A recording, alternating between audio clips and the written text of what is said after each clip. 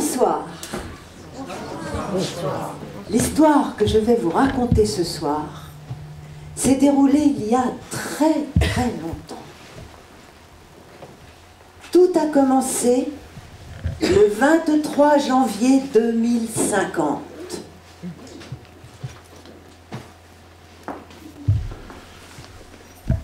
À quoi pouvait bien ressembler l'espèce humaine en cette époque très lointaine?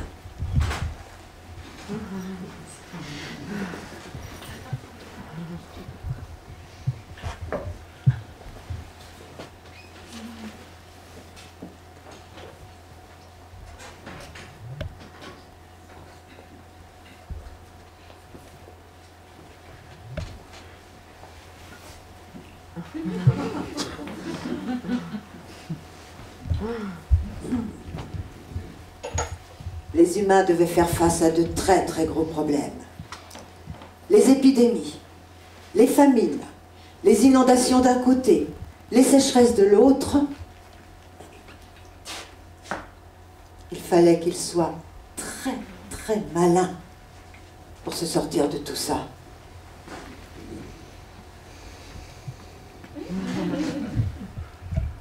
Oh, oh, ouais, oh. Ouh. Malin, malin, malin, malin. Ah.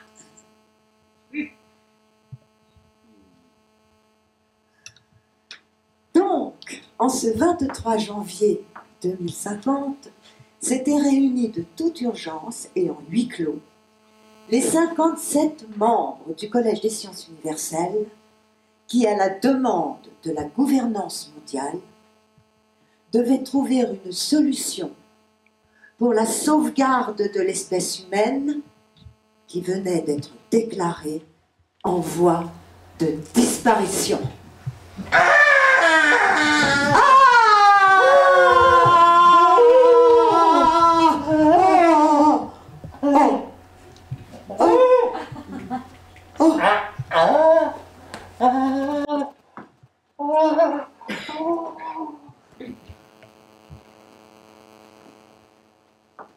Il m'a troublée. Je ne sais plus ce que je dois dire. En 2050, ce que les humains appelaient le transhumanisme était en pleine explosion. Et il y avait parmi les 57 membres de ce collège universel une mathématicienne. Alors cette mathématicienne, elle avait eu l'idée d'utiliser la théorie des variétés stochastiques d'Anatole Khelif, qui était un très grand mathématicien. Et ce très grand mathématicien était dans la salle le 23 janvier. N'est-ce pas, Anatole? Bonsoir. Oui, oui, bonsoir. Bonsoir. Donc cette mathématicienne avait décidé d'utiliser ces théories des variétés stochastiques pour greffer sur son propre utérus l'appareil reproducteur d'une poule de façon à ce qu'elle puisse pondre ses propres œufs.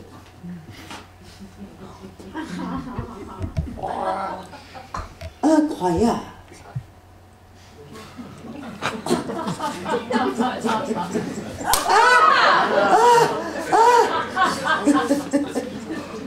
Alors il y avait, oui, bah oui, c'est loupé. Donc, il y avait aussi un entomologiste, un très très grand entomologiste qui lui avait étudié les vols des moustiques, les vols des coccinelles, tout ça. Et d'ailleurs, les résultats de ces recherches avaient donné lieu à de merveilleuses innovations. Sauf que il avait un petit problème, il était fou de tapettes. Vous savez, les tapettes, comme ça. Et alors, il en avait fabriqué une absolument magnifique pour enculapaffer les mouches. Raté. Encore raté. Et puis, il y avait aussi un biologiste évolutionniste, qui lui, sa passion, c'était la vie sexuelle du thym. Vous savez, la plante, le thym.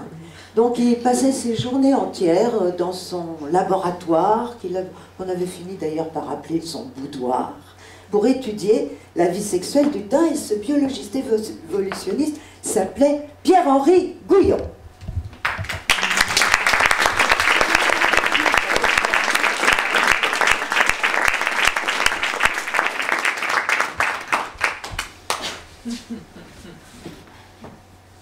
Et Pierre-Henri Gouyon, vous alliez jouer un rôle très important en ce 23 janvier 2050, car en effet, vous vous étiez intéressé de très très près à cette question du transhumanisme.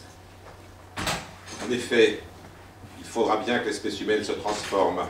Elle ne peut pas rester telle qu'elle est. Il va falloir qu'elle évolue. Et on va voir qu'il y a plusieurs manières de faire. Moi, ma spécialité, c'est le sexe et la perte du sexe. Alors on en parlera. Si les humains deviennent vraiment fous, alors le transhumanisme a vraiment de beaux jours devant lui. Alors, il y avait une sexologue, d'ailleurs américaine, qui avait créé une crème à base de thym, justement, pour lutter contre la stérilité humaine. Alors, elle avait obtenu des résultats assez considérables, sauf que les bébés naissaient avec des bouquets garnis dans les oreilles. C'est un petit effet secondaire, pas très grave.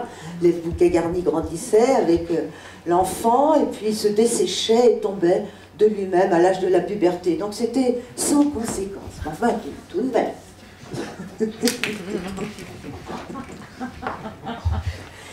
Et puis, il y avait... qu'est-ce qui s'est passé là? Et puis, il y avait... bon, alors, il y avait toutes sortes de scientifiques. Hein. Il y avait un climatologue, il y avait un neuroscientifique, bien sûr, un psychanalyste et un physicien. Alors, ce physicien voulait comprendre absolument tout ce qui était incompréhensible. Il voulait comprendre la physique quantique, il voulait comprendre le champ de Higgs, il voulait comprendre pourquoi son chat était mort et vivant tout à la fois, il voulait comprendre l'espace, le temps, l'espace-temps, le temps, l'espace, la matière, tout ça. Enfin, il avait d'ailleurs écrit d'énormes ouvrages sur tous ces sujets. Et il s'appelait Étienne Klein.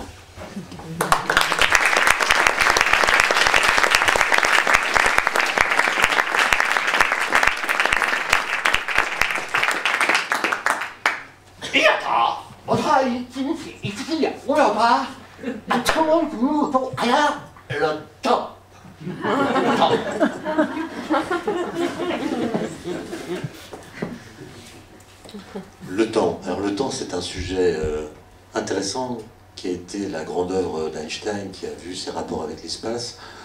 Mais Einstein n'a pas qu'étudié l'espace et le temps, il a aussi questionné l'avancée des sciences et le fait que les techniques issues des nouvelles connaissances scientifiques nous permettent de faire des choses qui sont au-delà de nos capacités initiales.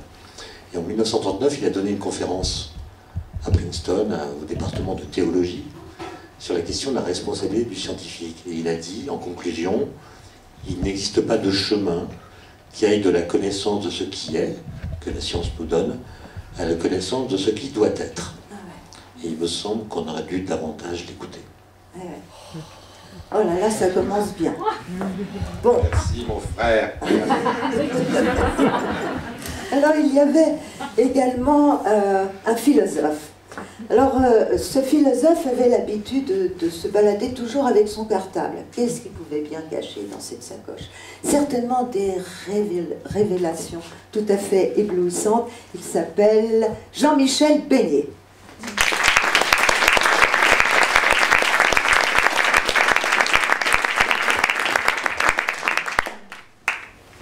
Alors Jean-Michel Beignet posa son petit cartable à côté de lui et voulut sortir un feuillet. Et puis, il se passa un truc bizarre. Ah bah.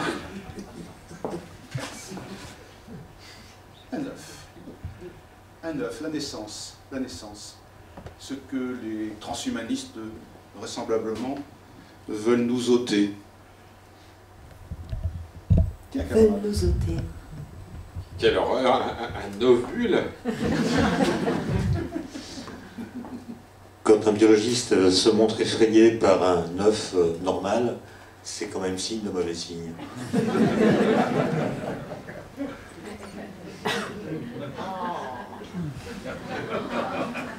Bon, alors, après ce petit intermède, Jean-Michel Beignet voulut quand même prendre son feuillet dans sa sacoche. Et il alla nous dire de quoi il allait nous parler. Le transhumanisme. Le transhumanisme, cette espèce de machine à promettre à des humains qui se sentent de plus en plus fragiles et qui ont de plus en plus peur de mourir. Donc c'est ça, au fond, le transhumanisme dont nous allons sans doute débattre. Donc, en ce 23 janvier 2050, il y eut beaucoup de propositions pour sauver l'espèce humaine, bien sûr. Et parmi elles, il y en a... Alors, oui, il faut que je vous dise d'abord que le temps de parole était strictement maîtrisé. Parce que, vous savez, quand ils se mettent à parler, on ne les arrête plus. Alors, il fallait que les interventions ne durent pas plus d'un quart d'heure. 10 minutes, en principe, pour l'intervenant principal, et 5 minutes pour ceux qui voulaient réagir. Et puis, la fin de parole était indiquée par une petite cloche, ding-ding, ça, ou ding-dong, enfin... Voilà, c'était... Hein. Alors, donc, parmi toutes les propositions qu'il y avait eu ce jour-là, il y en avait une en particulier qui fit beaucoup parler d'elle et qui souleva énormément de discussions, c'était de savoir si les humains deviendraient des robots ou si les robots deviendraient des humains. Et c'était Étienne Klein, là, qui a voulu intervenir. Oui, alors je ne voudrais pas trop céder à la tentation d'entrer dans la polémique universitaire. Mes collègues sont là, je respecte leurs connaissances, leurs compétences, mais quand même, il faut rappeler des faits. Oui, enfin, ce soir, j'avais pour une fois de bonnes intentions, il faudrait que je puisse continuer. J'avais donc rappelé quelques faits. La science moderne est née avec Galilée. Un certain nombre de gens... à sa suite, ont essayé de comprendre les lois de l'univers. C'était des espèces de savants élégants, des aristocrates du savoir, des esprits méticuleux, qui cherchaient à connaître les lois physiques, les lois fondamentales de la nature, comme l'équation de Schrödinger qui est sur mon gilet, qui permet de comprendre l'état du chat dont nous parlions tout à l'heure, qui est la superposition quantique d'un chat vivant et d'un chat mort. Ces gens ont fait des choses admirables, aussi quelques bêtises, quelques outrances, quelques excès. Mais le problème qui nous amène dans cette situation critique d'aujourd'hui, c'est que, au tournant du XXIe siècle, ces aristocrates du savoir ont été détrônés par des petits bourgeois bricoleurs, ce qu'on appelle des biologistes, je crois, qui se sont mis à faire tout ce que les techniques nouvelles leur permettaient de faire. Ils savaient ce qu'ils faisaient en général, mais ils ne savaient pas à l'avance ce que feraient ceux qu'ils faisaient. Et donc ils ont engendré toutes sortes de modifications sans en maîtriser totalement les enjeux ni les effets secondaires. Alors, pour refaire encore un peu l'histoire et faire une sorte d'expérience de pensée, imaginons qu'on dise à un homme du Moyen-Âge, vois-tu, dans quelques siècles, des êtres vivants seront capables de faire Paris-Marseille en 3 heures. Un tel être est-il encore un homme ? Cet homme du Moyen-Âge dirait non, c'est sans doute un oiseau très véloce ou un ange, mais ce n'est pas un homme. Or, nous faisons Paris-Marseille en 3 heures. Et donc, ça veut dire que l'augmentation des vitesses de transport, par exemple, a permis un double déplacement, un déplacement dans l'espace, bien sûr, mais aussi un déplacement d'ordre ontologique, comme si la rapidité de notre locomotion avait modifié les contours de notre nature. Autrement dit, les machines, la technique, les objets techniques en général, modifient la vie humaine, eux-mêmes sont irrigués et investis par notre humanité. Il y a un philosophe que connaît bien mon collègue Philochard, qui s'appelle Gilbert Simondon, qui disait « La machine est l'étrangère. C'est l'étrangère en laquelle est enfermé de l'humain méconnu, matérialisé, asservi, mais restant pourtant de l'humain. » Et donc il y a de l'humain dans la machine, Le problème, si on peut parler de problème, c'est qu'on a mis aussi de la machine dans l'humain. Et le fait de la mettre de la machine dans l'humain fait que nous sommes nous-mêmes des chats de Schrödinger. Non pas au sens où nous serions des chats superposés vivants et morts, mais au sens où notre corps devient la superposition d'un corps vivant et d'un corps inerte, puisqu'on y met des objets inertes qui sont censés pallier des déficiences des organes naturels, disons, de nos corps.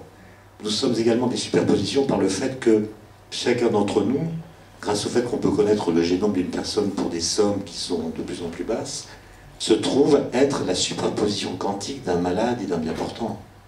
Il est bien portant s'il se sent bien portant, mais la connaissance de son génome permet de voir quels sont les gènes qui sont défaillants et qui, dans certaines conditions, pourraient s'activer et engendrer pour lui des maladies.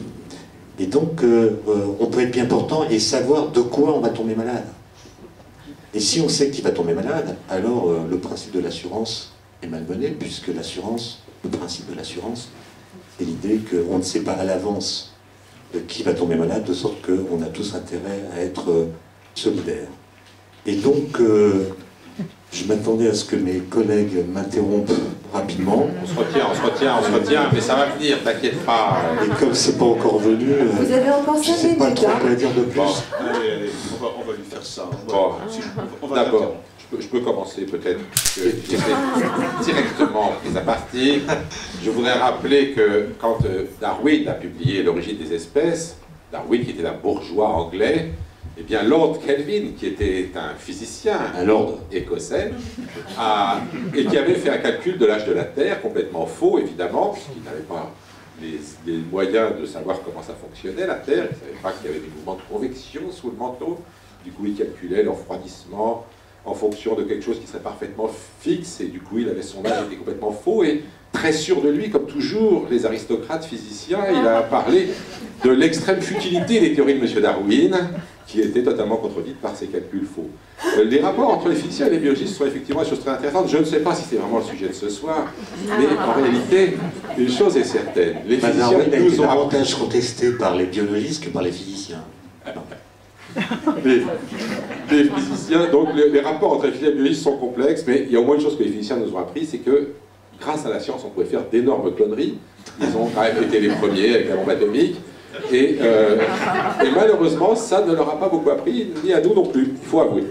Et j'ai remarqué une chose extraordinaire, je vous en reparlerai tout à l'heure, c'est que chaque fois que les biologistes veulent faire une connerie, ils sont pleinement soutenus par les physiciens. Vous voyez, quand on veut faire des OGM qui sont des folies totales, eh bien, tous les physiciens de l'Académie des sciences signent des lettres de défense sur les OGM. Ils n'ont aucune idée de ce que c'est, mais c'est le progrès. Et le progrès, c'est ce qui anime malheureusement les physiciens et les biologistes pour faire n'importe quoi avec notre société. Je suis évidemment pas du tout d'accord, mais je vais quand même laisser la parole à, Oui, moi je taillerai.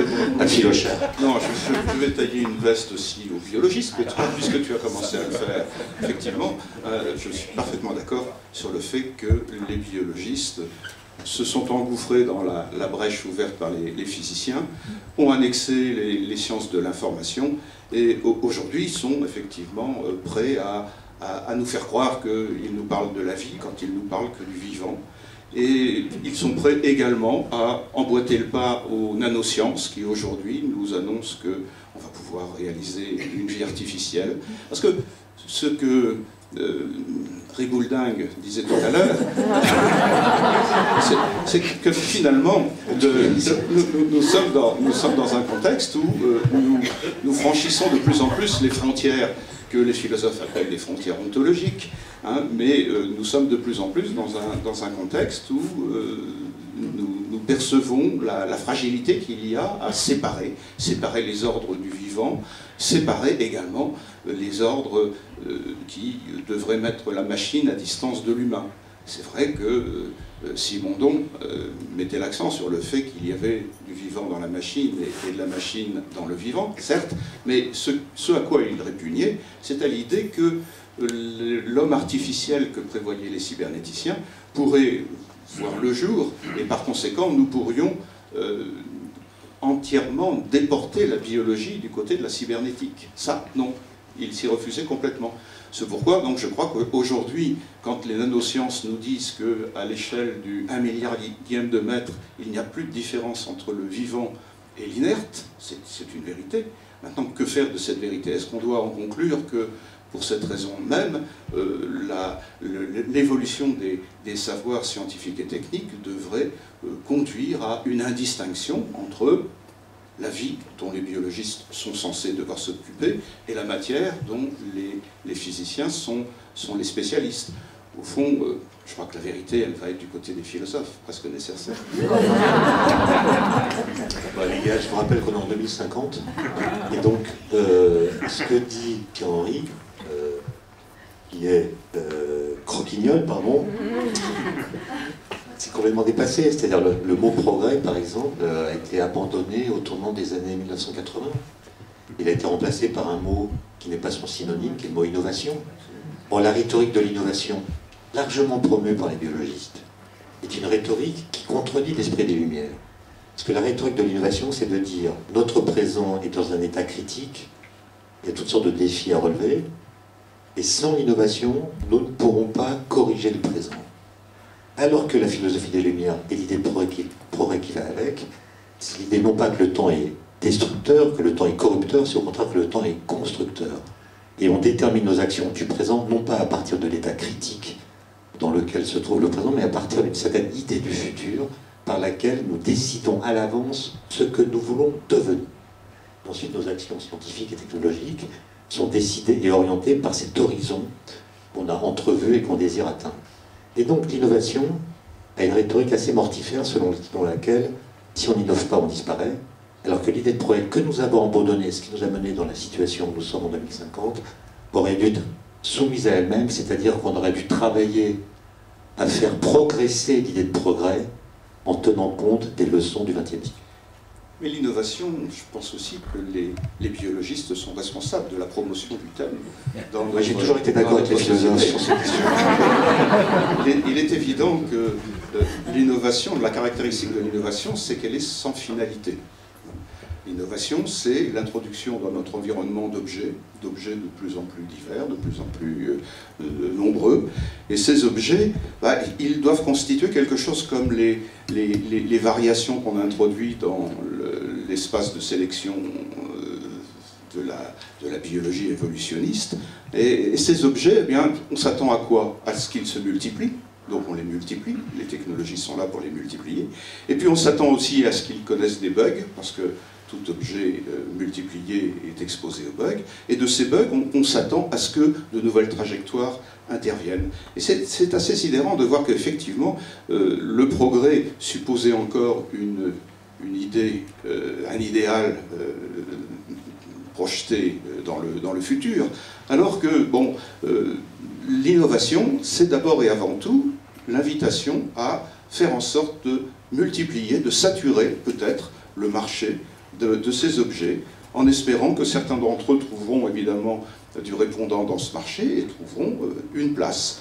Mais je crois que la rhétorique de l'innovation, qui est celle des sociétés modernes aujourd'hui, révèle une désaffection à l'idée du progrès. On est découragé, on sait qu'on ne conduit plus grand-chose, et par conséquent, on se laisse porter par la multiplication de ces objets, en espérant qu'il en résultera quelque chose. Et ce quelque chose, précisément, les transhumanistes l'attendent. Je vous trouve bien bisounours avec votre histoire de progrès qui aurait été quelque chose qui aurait été conduit par une réflexion philosophique. Certes, les Lumières l'ont vu comme ça, mais dès le début, en fait, dès le siècle des Lumières, des gens comme Buffon proposaient une vision. Buffon qui était à la fois mathématicien, physicien et biologiste, tout à la fois, il avait donc tous les défauts, et il proposait comme progrès de détruire absolument la nature et de refabriquer entièrement une nature artificielle à la place.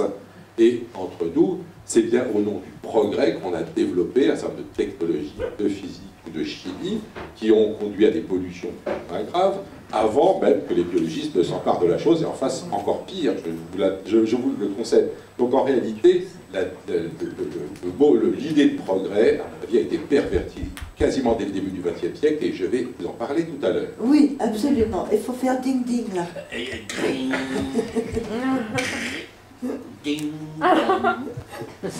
Alors, là, il y a la deuxième proposition aussi Et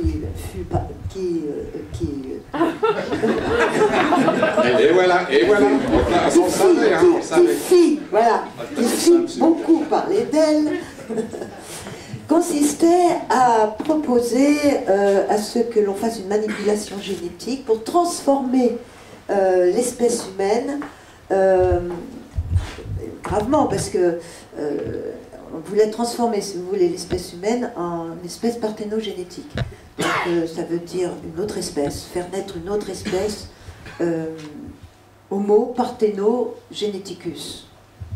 Ouais, je pense que c'est bien dit, Homo parthénogeneticus.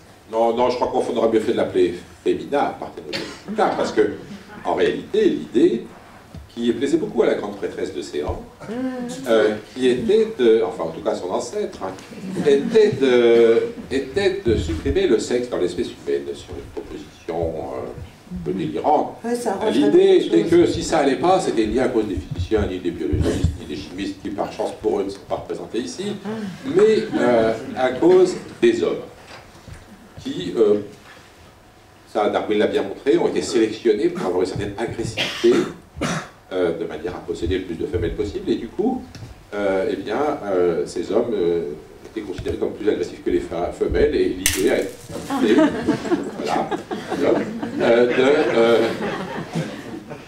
de transformer l'espèce humaine pour qu'elle devienne parthénogénétique, c'est-à-dire que les femmes se reproduisent sans hommes, et fabriquent des filles, exclusivement des filles, les clones d'elles-mêmes. Et donc, c'était cette idée-là qui était développée par certains. Tout le monde était d'accord sur le fait de toute façon qu'il fallait changer l'espèce humaine sur le plan biologique, et c'était assez hallucinant. Donc, ceci dit, cette idée de guider l'espèce humaine sur son évolution, elle non plus ne date pas de 2050. Dès le début du XXe siècle, l'idée de l'homme nouveau a été une idée extrêmement forte dans nos sociétés. Quand je dis nos sociétés, vous avez voir que c'est au sens large, parce qu'il y a eu deux visions scientifiques et philosophiques à la fois qui se sont opposées au début du XXe siècle. Disons, la nébuleuse anglo-saxonne était convaincue que les humains étaient fortement dirigés par leurs gènes. Et donc, qu'est-ce qu'ils ont fait? Ils ont décidé qu'il fallait améliorer l'espèce humaine. Ils n'ont pas appelé ça transhumanisme, ils ont appelé ça eugénisme. C'est-à-dire gyané, de faire fabriquer des hommes gyanés.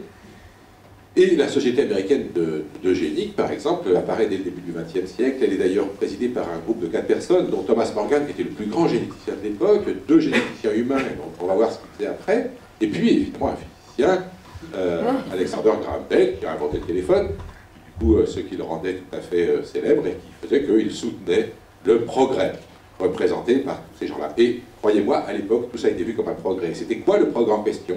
C'était de stériliser les gens qui avaient des mauvais gènes, de façon à permettre une évolution positive de l'espèce humaine. Et tout le monde voyait ça comme un progrès. J'insiste, si vous lisez la littérature de l'époque, tous les scientifiques de l'époque ont défendu l'eugénisme, et c'est assez incroyable à voir, même y compris des gens dont on pourrait penser a priori que c'était des gens particulièrement instruits, capables de comprendre tout ce qu'ils faisaient, et puis très bien intentionnés. Par exemple, le meilleur ami de Darwin s'appelait Thomas Huxley, et son petit-fils, Julian Huxley, qui était l'inventeur de la théorie synthétique de l'évolution, qui est le frère d'Aldous Huxley, qui a écrit et du mot transhumaniste. Ah oui, tout à fait, voilà. Et Julian Huxley a écrit un livre qui s'appelle What Dare I Think, qui est donc ce que j'ose penser, qui est un manifeste eugéniste. Il a été le président fondateur de l'UNESCO, par ailleurs, pour vous dire qu'il se préoccupait vraiment des relations sciences-société. Voilà. Donc l'eugénisme a eu pour conséquence de stériliser 65 000 personnes sur le territoire américain dans la période où il a fonctionné, disons des années 1920 aux années 1940 et quelques. Hein. Ça a été, on en a fait encore plus proportionnellement dans les pays scandinaves. En Suisse, évidemment, le pays champion du monde de l'eugénisme, ça a été l'Allemagne, qui a stérilisé 400 000 personnes avant de commencer avec les camps. Et tout ça ne s'est arrêté que grâce, entre guillemets, à Nuremberg, c'est-à-dire grâce au fait qu'on a été tellement horrifiés de ce qui s'était passé dans l'Allemagne nazie, qu'on a décidé collectivement qu'il était plus possible, au nom du progrès, d'attenter à la dignité des humains. Alors, malheureusement, le transhumanisme est un peu revenu sur cette décision de Nuremberg, mais en réalité, il y a eu une période un peu bénie, si vous voulez, après Nuremberg, où on s'est dit non, on ne peut pas faire des choses trop désagréables aux gens, même au nom du progrès. Alors, sachez que ça, c'est le bloc ouest, parce que, alors en France, si ça peut vous rassurer, on n'avait rien compris à la génétique à l'époque, et donc il n'y a pas eu d'eugénisme. Mais dans le bloc Est, alors de l'autre côté du rideau de fer, on voulait aussi fabriquer l'homme nouveau. Mais là-bas, la philosophie était très différente. La philosophie avait pris le dessus sur la science, et du coup, il avait été décidé que tous les humains naissaient strictement semblables. Et toute personne qui disait le contraire était condamnée à mort. C'est ce qui est arrivé. Tous les généticiens soviétiques sont partis au goulag et ils sont morts. C'est tout à fait vrai. Hein. Je vous assure qu'en 1940, le chef de file des généticiens anglais, qui s'appelait Vavilov, a été emprisonné dans la prison de Saratov. Il y est mort de faim en 1943 et tous les généticiens de l'époque sont morts. Ce qui est intéressant d'ailleurs, c'est de voir qu'évidemment, une théorie complètement folle a été mise à la place, on appelle ça l'icétisme. On a basé toute l'agriculture soviétique là-dessus, ce qui a été une des causes de la faillite de l'agriculture soviétique, parce qu'en France on parle sur des colcoses, etc. Mais en réalité, il n'y a pas que l'aspect social, il y a aussi l'aspect scientifique qui était complètement faux dans l'agriculture soviétique. Et tout ça a duré jusqu'aux années 1980, où enfin, Khrouchtchev, si je me souviens bien, s'est rendu compte qu'il y a quelque chose qui n'allait pas et a fini par remettre de la génétique dans la biologie soviétique. Voilà, tout ça pour vous dire que chercher l'homme nouveau, c'est pas nouveau, hein, et ça a conduit à des catastrophes, aussi bien quand on a cherché à le faire par des voies biologiques que par des voies sociales, parce que l'idée des soviétiques, c'était on va faire l'homme nouveau grâce à la révolution prolétarienne et on va créer un changement social qui va tout d'un coup faire apparaître un homme nouveau qui sera parfait, et ceux qui ne comprendront pas bien, on les mettra en prison.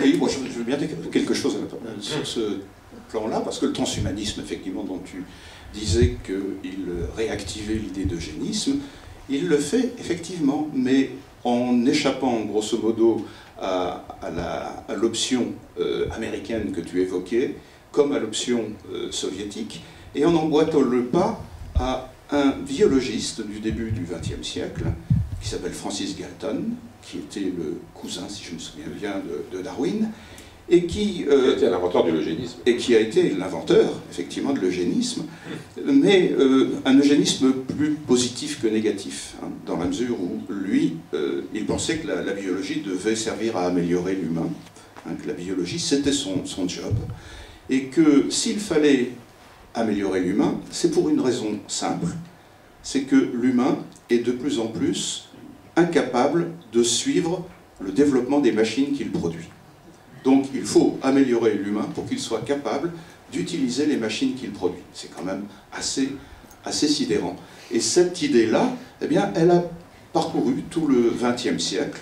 On la retrouve dans les années 1950 où certains philosophes soutiennent que, effectivement, les humains développent, dans les sociétés développées, des comportements de plus en plus dépressifs, parce qu'ils découvrent qu'ils sont impuissants devant les machines, les technologies qu'ils développent. Et cette dépression, eh bien, pour la soigner, il faudra faire une surenchère du côté des machines, et progressivement, eh bien, les transhumanistes du début du millénaire, eh bien, ont franchi le pas et disent, bah, oui, si on veut vraiment être à la hauteur des machines, le meilleur moyen, c'est d'incorporer les machines, de les intégrer, hein, et de devenir soi-même machine. Donc l'idée de nous transformer en cyborg, on y reviendra tout à l'heure, c'est une idée qui répond à une obsession, celle de compenser le handicap considérable des humains qui ne suivent plus le cours et l'évolution de leur machine. Je crois que c'est quelque chose que nous partageons malheureusement tous. C'est vrai que nous nous sentons de plus en plus démunis devant la puissance de calcul de nos ordinateurs ou les réalisations technologiques les plus déjantées que nous produisons.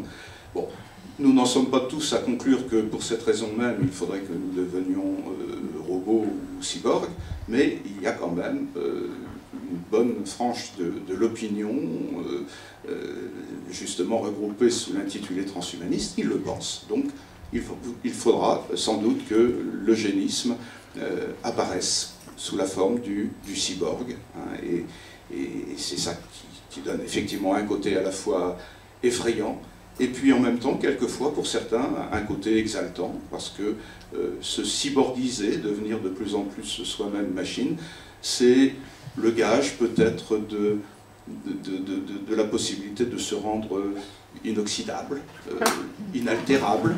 Et vous savez que c'est un thème que les artistes eux-mêmes ont développé. Le futurisme italien ne disait pas autre chose. Marinetti, dans les années 1922, il disait il faut, puisque la sidérurgie se développe comme elle se développe en Italie et ailleurs, il faut que cette sidérurgie, elle serve à produire l'homme d'acier. Alors évidemment, le but, c'est quand même de devenir immortel. Hein. C'est, en tout cas, de se débarrasser de la femme et de la nature. C'est pourquoi notre prêtresse préférerait justement faire le contraire et se débarrasser des hommes. Il faut avouer que quand on étudie le sexe, on se rend compte que les mâles ne sont jamais rien d'autre que des parasites des femelles. Je ne sais pas comment vous appelez un organisme qui vous injecte ses gènes pour que vous lui reproduisiez sans rien foutre lui-même.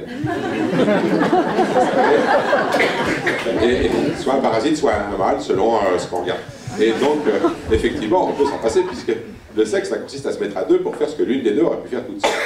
Bon, mais passons là-dessus. Je voudrais revenir quand même sur cette affaire d'immortalité, puisque la difficulté, effectivement, ça va être de plus en plus de définir ce qui est vivant et ce qui ne l'est pas, ce qui doit être doté de respect, ce qui ne l'est pas.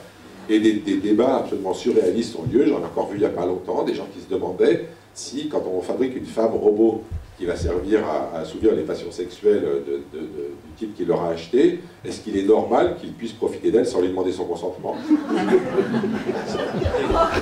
Et si on la dote de capacités de souffrance, alors comment on fait? Est-ce que la question devient toujours aussi drôle ou est-ce qu'elle se met à devenir vraiment sérieuse? Donc vous voyez que des vraies questions comme ça vont commencer à se poser dans la société qui va venir. Et le transhumanisme, évidemment, pose des tas de questions. Et le problème, c'est que, comme d'habitude, étant donné la façon dont fonctionne notre société, maintenant, les questions se poseront trop tard. C'est-à-dire qu'au moment où on décidera qu'il ne fallait pas faire telle ou telle chose, elle sera déjà faite. C'est ce que j'ai vu, moi, arriver avec les OGM, c'est ce qu'on est en train de voir arriver avec les nanotechnologies, et c'est ce qu'on verra arriver avec tout ça. Ceci dit, en même temps, il y a une promesse d'immortalité. Et j'ai vu des fous qui commençaient des conférences en disant « Dans cette salle, il y a quelques personnes qui vivront 300 ans. » Alors, rassurez-vous, ça ne sera pas vous, ça ne sera pas le cas, non. Parce que, disons que c'est pas cette salle, quoi. Ouais. Parce que, je vais vous dire un truc, la durée de vie moyenne des humains, alors la durée de vie moyenne, je ne sais pas si vous avez bien compris ça, mais on ne connaît que la durée de vie des morts. Donc, mais ce qu'on constate sur les morts, c'est que la durée de vie moyenne dans nos sociétés n'a jamais cessé d'augmenter de la fin de la Deuxième Guerre mondiale jusqu'à il y a quelques années. Puis il y a quelques années, pour la première fois, elle s'est mise à stagner, voire même à commencer à décroître légèrement dans nos pays. Alors c'est assez drôle de voir des gens qui sont en train de nous dire qu'on va vivre 300 ans, alors qu'en réalité la durée de vie moyenne est en train de diminuer. Et ça, c'est un truc intéressant, parce que dans les débats sur le progrès, à chaque fois qu'on disait ouais, il y a quand même des trucs à revoir dans le progrès, peut-être qu'on pourrait choisir plus le progrès plutôt que d'accepter comme progrès toutes les innovations, eh bien, on aurait pu répondre toujours ah oui, mais la preuve qu'il y a quand même un progrès, c'est que la durée de vie augmente. Or, voilà, il n'y a plus ça. Donc, est-ce que c'est pas très naïf de confondre l'immortalité avec l'augmentation de la durée de vie? Je suis d'accord. Alors, quelle solution l'immortalité? Pour l'immortalité, j'en ai vu qu'une qui soit crédible, c'est de recopier votre cerveau dans un ordinateur. Et comme ça, vous serez dans l'ordinateur et on pourra vous recopier de disque dur en disque dur dans un avenir indéfini. Et je ne sais pas si prévoir... Les ordinateurs pourront se reproduire eux-mêmes aussi. Alors ça, c'est une autre question. Soit ils se reproduiront, soit ils ils vont les mettre dans le cerveau. Mais il y a la question qui se pose pour moi, c'est est-ce qu'ils mettront un bouton à l'intérieur pour que le mec puisse dire qu'il en a marre et qu'il veut arrêter? Parce que, sincèrement, vous imaginez l'horreur d'être enfermé dans un ordinateur pour tout... Enfin bon. Donc, voilà, les questions, vous voyez, que pose le transhumanisme sont des questions énormes, et ça serait quand même bien qu'on se les pose avant qu'on commence à le faire. Il y a un riche russe, je crois, hein, qui a déjà mis beaucoup d'argent dans un laboratoire qui a pour mission de lui fournir un moyen de recopier son cerveau dans un ordinateur en 2050, 2035, ça fait longtemps que c'est fait, et il est dans sa boîte, mais malheureusement, il est muet, on ne sait pas ce qu'il dit, mais bon, bref, voilà. Mais il faut se poser des questions, mais en même temps, elles sont posées sur la table avec j'ai appelé une naïveté tout à l'heure. Si dans l'espèce humaine, une partie d'entre nous deviennent des personnes immortelles, comment est-ce qu'elles vont le savoir? Il faut attendre l'infini du temps pour savoir que... Et si elles le savent, si elles savent qu'elles sont immortelles, alors on peut imaginer, même parier qu'elles ne sortiront pas de chez elles, de peur d'avoir un accident. Déjà perdre la vie c'est embêtant, mais alors perdre l'immortalité en plus... Les gens vont être paralysés de peur. Oui, enfin, je te trouve quand Tu même... ne veux pas des discussions comme ça qu'on va sauver l'espèce humaine. Moi, j'aurais bien aimé quand même que le biologiste, il règle aussi son compte, non seulement à ceux qui rêvent de ce qu'on appelle le mind uploading, c'est-à-dire le téléchargement du cerveau sur des matériaux inaltérables, et pas seulement des ordinateurs, mais bon, c'est l'idée aussi de s'envoyer dans le cyberespace, hein, parce que tout La matrice. hein, dans la matrice. Mais bon, aujourd'hui, on parle aussi d'immortalité par le biais de la possibilité de réaliser des organes nouveaux. Oui. Hein. Alors donc cette idée de changer, de pouvoir changer à volonté bientôt les organes grâce aux cellules totipotentes induites, par exemple, des choses de cet ordre-là, bon, c'est aussi une perspective qui est d'ailleurs peut-être plus réaliste au bout du compte que la perspective du téléchargement du cerveau, parce que un cerveau, il n'existe qu'en interaction avec un environnement. Donc si vous transformez votre cerveau en un logiciel que vous implémentez sur des machines, que vous envoyez dans le cyberespace, on ne voit pas bien au fond où sera l'interaction avec un environnement qui permettrait d'activer ce cerveau. Et puis par ailleurs, les philosophes, ils se posent aussi la question de savoir si le cerveau et la conscience, c'est la même chose. Bien sûr, on a besoin d'un cerveau pour être conscient, mais est-ce que ça suffit, hein? Donc on a là un vrai problème. Ça, sur ce plan-là, c'est fascinant. Effectivement, le jour où on transférera un cerveau dans un ordinateur, voir si l'ordinateur devient conscient, ça sera très intéressant. Interagir avec l'environnement, sincèrement, je pense que ce n'est pas un problème très grave. Il suffit d'avoir une webcam, il suffit d'avoir des bras commandés. Vous savez qu'actuellement, l'idée de l'homme augmenté, hein, qui est à la base du transhumanisme, enfin qui est une des bases techniques du transhumanisme, elle vient aussi de l'homme réparé. Hein. Il y a des gens qui sont par exemple paraplégiques, qui ne peuvent plus bouger, et en leur implantant des puces dans le cerveau, on arrive à leur faire commander leur télévision, à changer de chaîne, ou à leur faire commander une chaise roulante. Donc, il devient possible de faire agir un système cybernétique sur la matière, sur des tas de choses. Donc si on met des systèmes de perception comme une webcam et des micros, et puis qu'on met des bras qui peuvent agir, et bien, ton cerveau artificiel, il sera capable d'agir. On verra s'il est conscient, ça sera une vraie question. Quant à l'immortalité cellulaire, par le fait de changer effectivement les organes, je voudrais juste en dire deux mots donc, pour finir sur cette partie biologique pure. Je voudrais que vous soyez conscient du fait d'abord que nos cellules sont mortelles, mais pas toutes. Il existe dans chacun d'entre nous des cellules potentiellement immortelles. Ce sont les ovules pour les dames et les spermatozoïdes pour les messieurs. Hein, si vous y pensez, toutes les cellules de votre corps sont issues de l'œuf que nous avons... Enfin, l'œuf. L'œuf... Ah ben non, il n'y a plus d'œuf là-bas, tant pis ça. D'un œuf. Hein. Cet œuf, c'était l'ovule de notre mère qui a été fécondé par le spermatozoïde de notre père. Et puis, cet œuf, voilà, il s'est divisé en deux. Alors, l'ovule, je ne sais pas si vous savez, mais vous avez déjà vu des ovules. Hein, le jaune d'œuf est un ovule. Hein. C'est une grosse cellule. Hein. Bon, là, celui des Gémeaux est moins gros que ça quand même. L'œuf, donc, la cellule se divise en deux, puis elle se divise en quatre, etc. Et ça va fabriquer un embryon. Et cet embryon, très rapidement, va séparer une lignée cellulaire, qui est ce qu'on appelle la lignée germinale, qui refabriquera des ovules si c'est une femme, des spermatozoïdes si c'est un homme.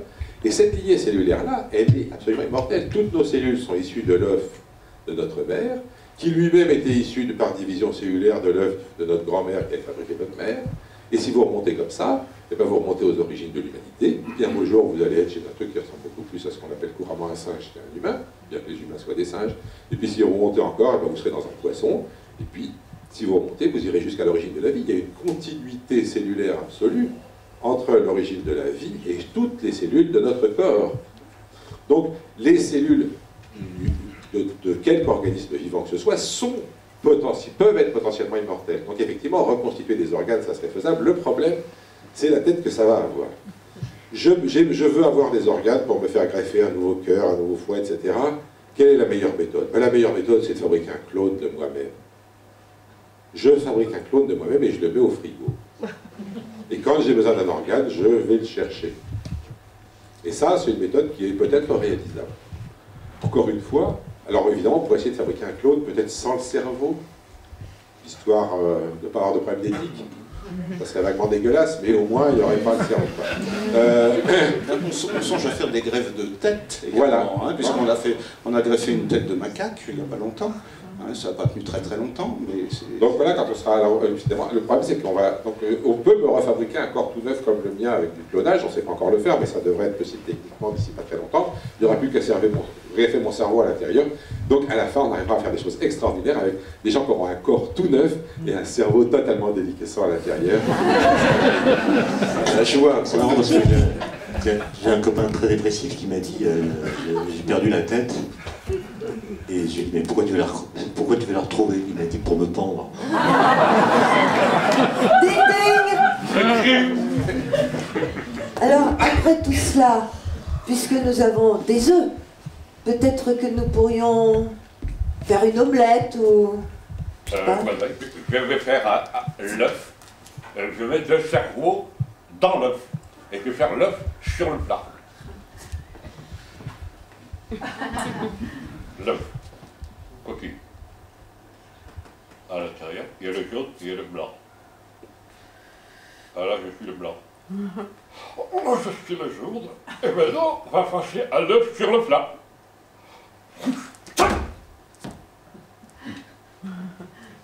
Là, c'est le blanc. C'est plus facile par ça. C'est le blanc. Et là, ça chauffe en dessous. Ça chauffe. Et je fais le jaune. C'est plus facile de faire le jaune que le blanc. On bouge moins. Je fais le blanc. Oh.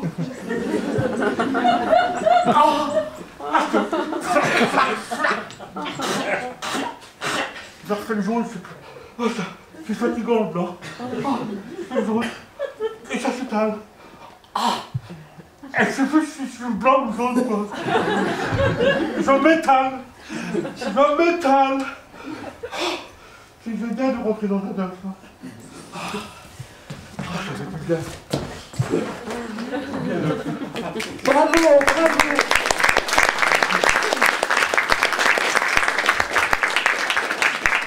Donc en ce 23 janvier 2050, il fallait prendre une décision, faire un choix. Est-ce que on allait transformer les humains en robots ou faire des robots humanisés?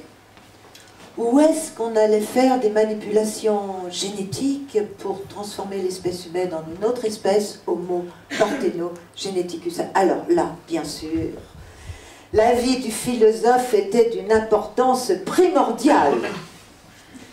En effet, dès qu'il y a des questions insolubles, c'est aux philosophes qu'on les donne. Et en l'occurrence... Ah, ou le curé aussi. Du plomb dans l'œuf. Oui, on se demande effectivement qu'est-ce qu'il faut choisir. Bon, sachant que la question, c'est finalement de se débarrasser de l'humain. Parce que l'humain, c'est fragile. L'humain, c'est encombrant. L'humain, ça fait la guerre. L'humain... Donc, les transhumanistes sont des gens qui ont en partage l'idée que l'humanité a fait son temps, qu'elle a parcouru une histoire, mais grosso modo, cette histoire, c'est du ratage. Alors, ce ratage, il peut se percevoir un petit peu partout au XXe siècle. C'est le ratage dans les désordres écologiques qu'on a pu produire, mais c'est le ratage aussi dans les totalitarismes, c'est la Shoah, etc. C'est des choses graves. Et donc, la plupart des transhumanistes ont la conviction que nous avons les moyens aujourd'hui d'utiliser les sciences et les technologies pour nous débarrasser de ce qui fait notre humanité. Donc c'est la raison pour laquelle il faut se débarrasser de la naissance. Hein, la naissance, c'est pas bien la naissance. La naissance, rendez-vous compte, c'est laisser naître un individu du fait de la rencontre hasardeuse de deux gamètes. C'est la conception. C'est la conception, ben oui, mais après... La naissance, après, c'est encore plus dégoûtant. C'est encore plus dégoûtant. Donc il faut en finir avec ça. Et donc, très naturellement, si nous avons les moyens de fabriquer l'humain, c'est beaucoup mieux.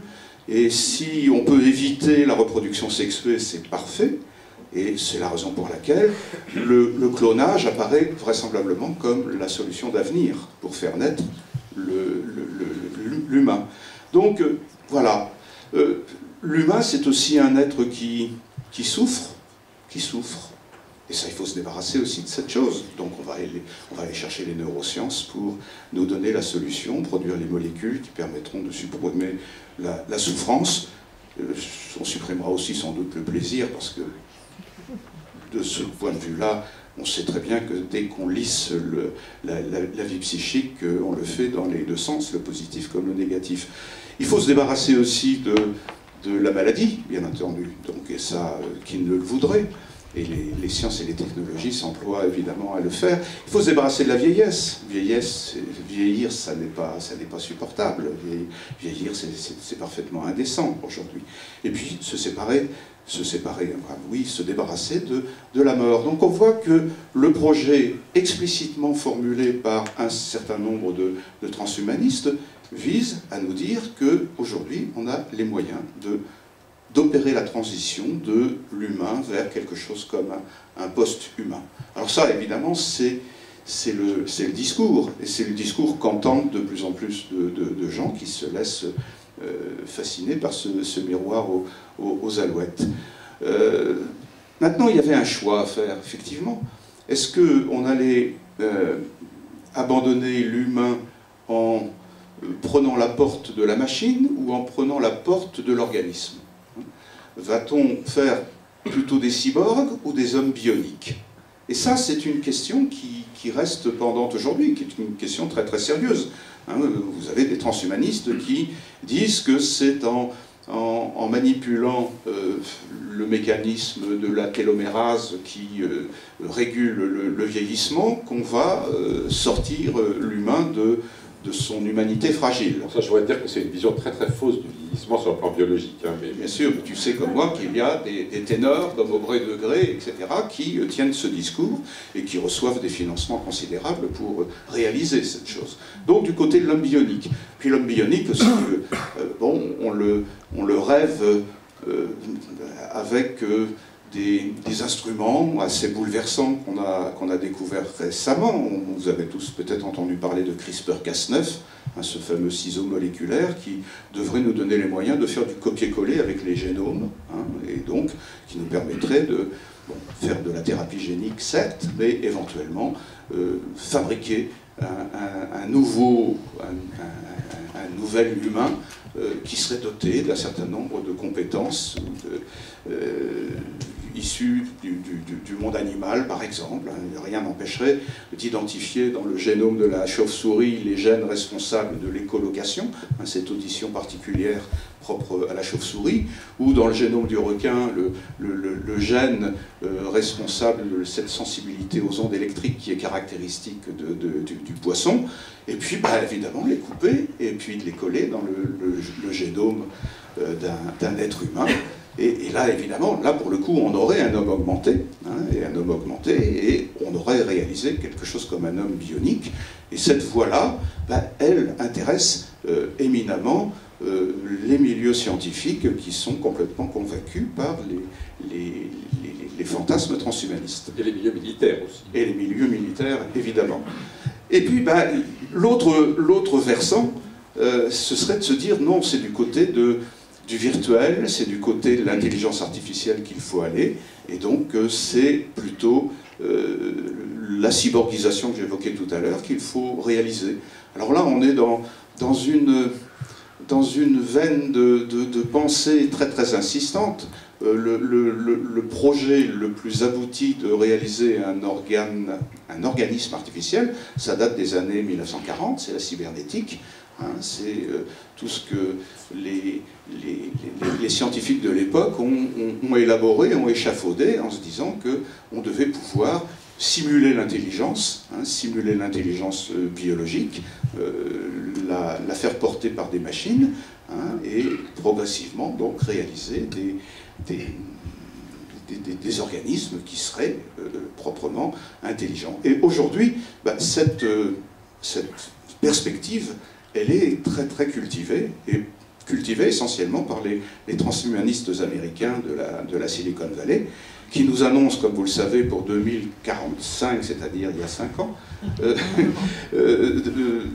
ce qu'on appelle la singularité. La singularité, qu'est-ce que c'est? La singularité, c'est la rupture. Hein, c'est la rupture avec l'ancien, et en l'occurrence, c'est la rupture avec l'intelligence biologique au profit de l'intelligence artificielle. Hein, on n'est pas dans une problématique de progrès, là, incontestablement, on est dans une problématique de rupture. Hein, on est là, à l'horizon 2045, on est exposé à voir surgir des machines qui sauront apprendre, sauront se développer, sauront peut-être se reproduire, et qui nous relayeront évidemment de plus en plus dans des rôles secondaires. Et les transhumanistes, donc, qui s'expriment sur le terrain de l'intelligence artificielle, nous annoncent que nous serons bientôt, vous et moi, les chimpanzés du futur. C'est l'expression qu'ils emploient. Nous serons les chimpanzés du futur. C'est-à-dire qu'on ne va pas nous tuer, on ne va pas nous éliminer, mais nous serons là dans le paysage planétaire, comme le sont aujourd'hui les chimpanzés dans notre écosphère. Alors, oui, mais c'est une intelligence qui n'aura pas les mêmes capacités que l'intelligence que nous avons, qui permet de créer des concepts, par exemple. Je prends juste un exemple. Oui. En 1915, oui, Einstein publie des équations de relativité générale. Oui. Théorie de la gravitation, des équations qui changent complètement le statut de la gravitation. Un siècle plus tard, même plus d'un siècle plus tard, nous avons accumulé beaucoup de données par des satellites, par des télescopes, etc., des signaux lumineux innombrables. Et aucun de ces signaux n'a remis en cause les équations d'Einstein. De sorte qu'aujourd'hui, quand on fait de la cosmologie scientifique, c'est toujours ces équations qu'on utilise. Oui. Imaginons l'inverse. Imaginons qu'on ait des données recueillies par les satellites et télescopes, des logiciels intelligents qui arrivent à trouver des corrélations, avoir des régularités dans les comportements des astres, etc. Est-ce qu'à partir de ces données, les logiciels seraient capables de retrouver les équations d'Einstein? Je pense que la réponse est non. Oui, mais je crois que la rupture... La rupture biologiste. Non. Exactement. Mais je crois que du coup un peu plus modeste. La rupture... Non, c'est l'inverse. Mais la rupture, elle est plus fondamentale que ça. Enfin, elle est fondamentale parce que l'objection que tu ferais ici, c'est une objection qui est déjà désuète au niveau des transhumanistes, puisque finalement, l'intelligence, ça sert plus à expliquer. L'intelligence, ça sert à produire des effets. Ça sert à produire des effets, et donc la dimension de compréhension du monde qui était dans la mission du scientifique, qui produisait des concepts, ben cette dimension-là, elle disparaît au profit d'une intelligence qui doit produire des effets. Si je prends le cas de la médecine qu'on appelle connectée, qui va se développer de plus en plus, et qui va fonctionner effectivement sur la base de la gestion de données, de data, qu'est-ce qu'elle va produire très très vite? Elle va produire un désinvestissement de la question de l'explication d'un symptôme. Là, quand vous allez chez un médecin généraliste, médecin de famille, il vous ausculte, il vous palpe, il vous parle, il vous interroge, etc. Il cherche à tourner autour de vos symptômes pour avoir l'explication de votre maladie. Il est dans une démarche d'explication. Il a besoin, là, évidemment, de concepts, en plus des instruments qui sont ceux de la médecine. La médecine connectée, elle ne sera pas du tout dans cette configuration-là. On va capter quantité de données sur nos corps, nos anatomies, grâce à des bracelets électroniques, grâce à des biocapteurs, grâce à des implants. On va collecter quantité de données relatives au fonctionnement de vos organes, etc. Ces données, elles vont être rassemblées, elles vont être colligées, elles vont être traitées, elles vont être gérées, et c'est sur la base de ces données qu'on va croiser avec d'autres données, dans des bases de données, qu'on va statistiquement établir des corrélations. Et c'est sur la base de ces corrélations qu'on va établir des diagnostics. Donc le diagnostic de nos maladies... À la limite, on pourra se passer du diagnostic, on pourrait tout de suite aller au traitement. Absolument, tout à fait. Oui, tout à fait, on pourra jamais... Mais ce qu'on squeeze complètement ici, on abandonne la causalité, parce que les corrélations ne sont pas révélatrices de causalité. Mais non. C'est pas parce qu'il y a des grenouilles après la pluie qu'on a le droit de dire qu'il n'y a plus les grenouilles. Bien sûr. Bon, évidemment. bien sûr. Mais la causalité... Ah bon, je croyais, moi. Les biologistes, voilà, il y a des corrélations par causalité. Mais c'est vrai qu'on perd cette dimension. La science ne sera plus la recherche de la causalité. La science sera la constitution de ces bases de données qui permettront des corrélations. C'est de l'induction. C'est de l'induction. Et je pense que c'est vers cela que l'on tend, et ça explique que le scientifique d'aujourd'hui est appelé finalement à changer considérablement. Et une chose que je trouve très intéressante, c'est que cette singularité est causée par la convergence dans le discours des transhumanistes de 4 grandes sciences. On appelle ça la convergence NBIC, hein, donc pour nanosciences, nanotechnologie, biotechnologie, sciences de l'information et cogniscience, hein, du cerveau, quoi. Et c'est la convergence de ces 4 sciences qui permet d'arriver à ce grand progrès et cette singularité qui fabriquera, encore une fois, le succès. L'homme de demain ou le successeur de l'homme, c'est pas très grave, que ce soit l'un ou l'autre, on peut l'appeler comme on veut. Et ce que je trouve remarquable, c'est que si vous tapez transhumanisme sur le web, et que vous cherchez des images, vous trouverez une des images les plus classiques de la présentation, pardon, pas transhumanisme, eugénisme. Si vous tapez eugénisme sur le web, vous trouverez une des images les plus classiques qui a été sortie par la Société américaine d'eugénique dans les années 1920. C'était un arbre avec une convergence de toutes les sciences, là il y en avait plus que 4, il y avait quasiment tout, et qui convergeait vers un grand dessein qui était de produire l'homme de demain. Donc oui, la répétition extraordinaire quand même d'une vision dans laquelle on va faire converger toutes les sciences vers ce dessin. Moi je crois qu'on est dans un épisode plus élaboré que le précédent sur le plan technique, à peine sur le plan scientifique, puisque justement, comme on vient de le dire, on abandonne la science au profit de l'action, et donc avec des corrélations on décide des actions, et il n'y aurait plus besoin de comprendre ce qui se passe. J'ai entendu effectivement une spécialité biotechnologie, il n'y a pas très longtemps, dire que c'était génial. Maintenant, grâce aux nouvelles techniques qu'on avait, on pouvait absolument agir sans avoir besoin du tout de comprendre ce sur quoi on agissait. C'est ça le but. Et donc voilà, moi je pense que c'est un peu important que les citoyens actuels soient au courant de ce qui se passe là, parce qu'on n'est pas obligé d'être d'accord, hein, quand même. Et quand même vous dire qu'il y a quelques scientifiques qui ne sont pas tout à fait d'accord avec cette manière-là de faire, mais ne sont pas nécessairement les plus puissants ni les plus nombreux. Donc il va falloir que les citoyens se mobilisent un petit peu si jamais ils pensent que c'est pas vers ça qu'ils veulent aller. Mais tous les trois, vous êtes très puissants. Écoutez, ma chère Marie-Odile, Nous ne sommes que des hommes. c'est bon, nous sommes que les hommes. Secondo, on n'arrête pas de s'engueuler pour savoir si jamais c'est les physiciens, les philosophes ou les biologistes qui déconnent le plus. Donc du coup, on perd notre temps à ça. On ne converge pas, non. Voilà, nous, on ne converge pas. Et tertio, essaye donc de faire venir quelqu'un qui est à l'Académie des sciences, dans un machin comme ça, on en reparlera. On n'y est pas.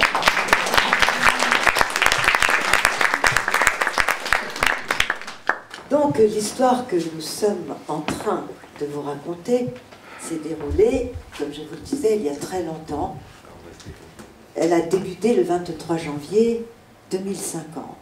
Il faut savoir qu'à partir de cette date, une rupture sans précédent dans l'histoire de l'évolution des humains et d'ailleurs de celle de tous les êtres vivants a commencé. Même notre philosophe nous dit que ça avait commencé déjà en 2045.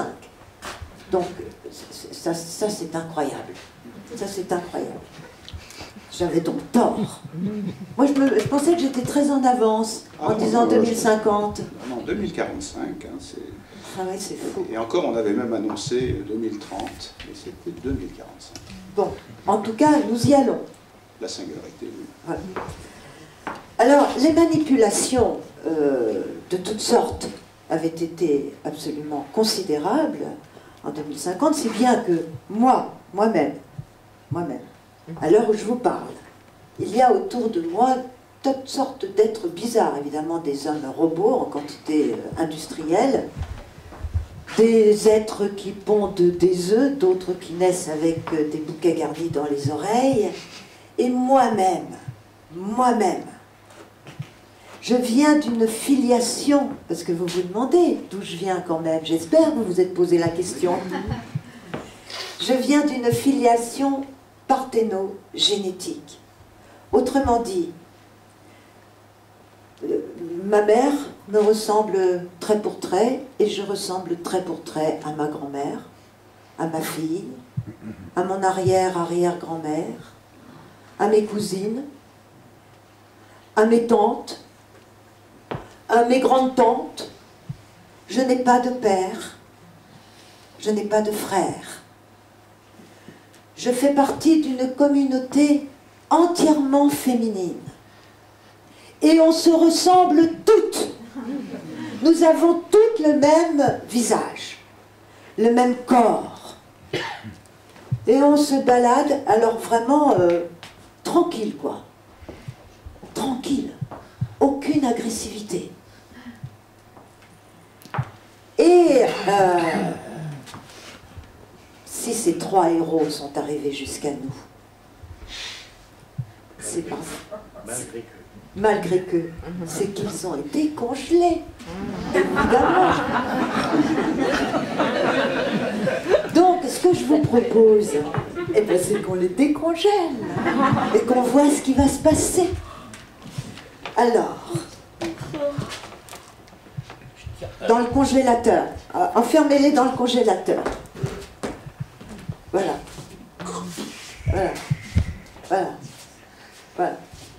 C'est bien, ils sont enfermés. Voilà. Et il faut savoir que quand on fait une décongélation, c'est un changement de phase de la matière. On passe d'une phase extrêmement dure, solide, à une phase molle ou liquide. Un peu comme le spaghetti, par exemple. Hein. C'est un très bon exemple, le spaghetti. Oui, le spaghetti, c'est une bonne idée. Parce que le spaghetti, comme vous dites, par exemple, c'est dur au début, après ça devient mou. Ils sont congelés quoi. Ben, je vais vous faire le spaghetti. Je monte mon cerveau dans un spaghetti. Bon, vous voyez le spaghetti, je vais vous faire le paquet de spaghetti au départ. Je suis le paquet de spaghetti. Là, comme ça, je suis bien. Là, je suis bien. Et maintenant, je vais faire un spaghetti qui rentre dans la casserole. T'imagines une grosse main qui prend le paquet et qui trotte dans la casserole. L'eau, elle est chaude. Et le dur devient mou. Oh! Le petit spaghetti à devenir un peu plus mou. Oh! C'est pas mal. Oh! Oh! Oh! Très bien. Vous le voyez, non? Oh, il se mélange à tous les autres. Oh, c'est fou. Oh là là. C'est dingue. C'est bien. Il est là au fond, ça chauffe, et il prend de l'eau, et là il est bien avec tout. Tout ça autour et tout. Ça ressemble à l'œuf, il est bien. Puis à un moment, il y a quelque chose qui saisit tout ça, qui met ça dans un assiette, et il y a de la crème. La crème. Oh, la crème totale. Oh, c'est bien, ça mélange tous les uns avec les autres. C'est bien. Oh, là, vous voyez, ça c'est la phase molle. Molle. Ça c'est la phase molle, hein? Oui. C'est la phase molle. Je vais les décongeler. Oui, bah, on va aller voir s'ils ont été décongelés. Oui, d'accord. On va aller voir s'ils sont décongelés.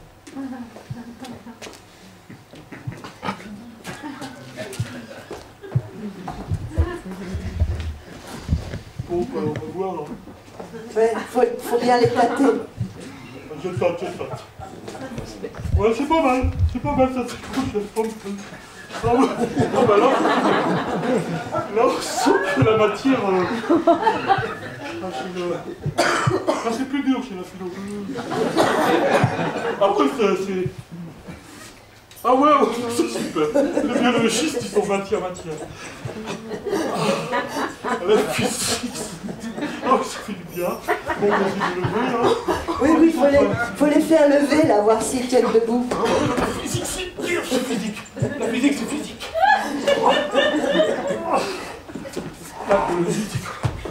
La biologie, il faut l'accompagner, il faut être en empathie, hein. La philosophie. La philosophie. Tout en douceur.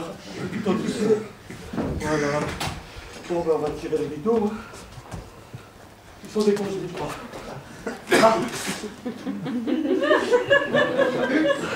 Il y a eu un bug, hein, non? Il n'y a pas eu...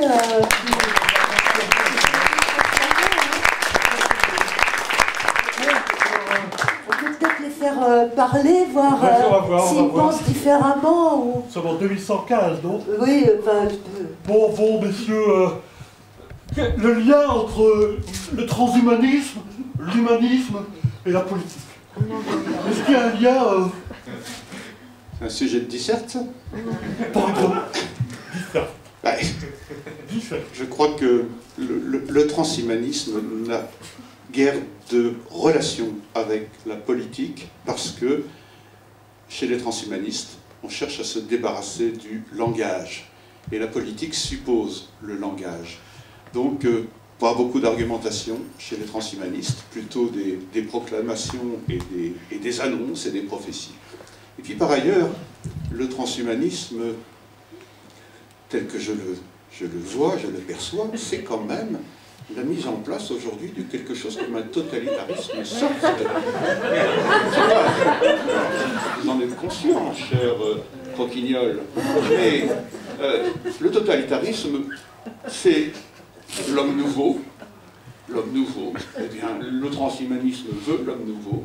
Le totalitarisme, c'est le monde intégralement administré, transparent, avec des administrations extrêmement élaborées. Nous sommes en train de développer, nous aussi, grâce à l'intelligence artificielle, ou à cause de l'intelligence artificielle, un monde qui est de plus en plus, régenté, administré. Donc, je dirais, le transhumanisme est fort peu orienté vers la politique parce qu'il fait l'impasse sur le langage, et il est plutôt, malheureusement, propice, enclin à laisser s'installer quelque chose comme un totalitarisme. Bon, d'accord. Oh bah c'est joyeux. On se suicide maintenant? Non, non mais le transhumanisme est à l'humanisme ce que nos hommes politiques sont à Gandhi. Vous voyez?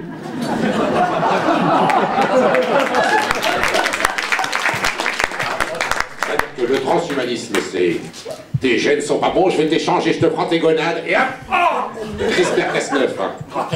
Et je te prends le crâne et hop, dans un ordinateur. Et voilà, regardez, il est immortel, regardez comme il est heureux. Merci le transhumanisme. Ah, ça non plus, c'est pas guère.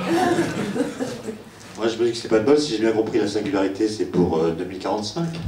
Alors, savoir que je vais mourir avant de pouvoir devenir immortel, je trouve que c'est ballot, quoi. C'est quand même pas de chance. Mais en même temps, je me dis que c'est quand même bien d'avoir la garantie que nous allons mourir. Parce que c'est quand même en faisant rebond sur l'idée de la mort que nous avons envie. Bravo.